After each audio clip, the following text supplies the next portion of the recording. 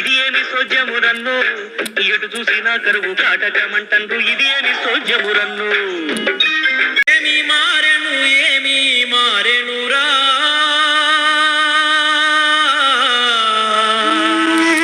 నా పేరు శంకర్ అండి. నేను ఈ బూర్గంపాడు మండల వ్యవసాయ అధికారి అండి. మనకు రాష్ట్రంలో కురుస్తున్నటువంటి భారీ వర్షాల వల్ల మన బూర్గంపాడు మండలంలో కూడా గత 3 రోజులుగా ఎడతెరిపడిన వర్షాల వల్ల మనకి శ్రీరాంపూర్ ఎస్టీ కాలనీ ఏరియాలో మనకు సుమారుగా 24 ఎకరాల పత్తి పంట కొట్టుకుపోవడం జరిగిందండి. దాన్ని మన ఈ పంట నష్టం అంచనా వేయడానికి అనేసి ఈరోజు సందర్శించడం జరిగింది. దీంట్లో మనకు సుమారుగా 13 మంది రైతులకు సంబంధించినటువంటి 24 ఎకరాల పత్తి చేను కొట్టుకుపోవడం జరిగింది.